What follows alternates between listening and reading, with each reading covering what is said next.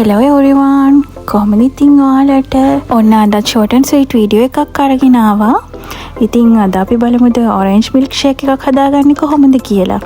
ඉතින් මේක රසයි වගේම ගුණයිනේ. එහෙනම් ඉතින් වැඩි කතාවක් නැතුව අපි යමු වීඩියෝ එකට.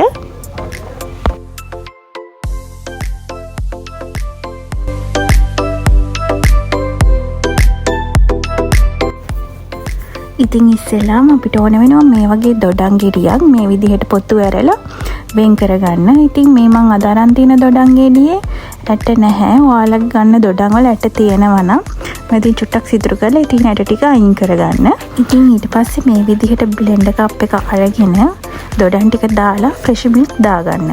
මම මේ වෙලාවේදී සීනි හැන්දකුත් දාගන්නවා. ඉතින් තව කැෂුව ටිකකුත් දාගන්නවා. ඒ වගේම මුද්දරස් බලන් ටිකකුත් දාගන්නවා. ඕන ඉතින් අපි මේක බ්ලෙන්ඩර් කරලා අරගෙන ආවා. ඉතින් මේ විදිහට ග්ලාස් එකකට දාලා ඔයාලට පුළුවන් ලස්සනට සර්ව් කරන්න. ඉතින් මේක හරිම රසයි, ඒ වගේම ගුණයි. ඉතින් ඔයාලට පුළුවන් ඕන නම් මේකට අයිස් කැට උනත් එකතු කරගන්න. අපි අද ඉතින් එකතු කරේ නෑ ෆ්‍රෙෂ් මිල්ක් එකේ කූල් එක තිබ්බ නිසා. ඉතින් මේ විදිහට කජු ටිකක් දාලා ආයි මුද්‍රස් බලන් ටිකක් දාලා ගානිෂ් කරගෙන ලස්සනට සර්ව් කරන්න.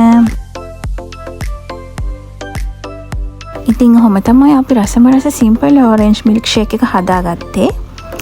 එහෙනම් ඉතින් channel එකත් එක්ක subscribe කරලා එකතු වෙන්න කියලා මතක් කරන ගමන්ම අදට ගිහින් එන්නම්. bye bye.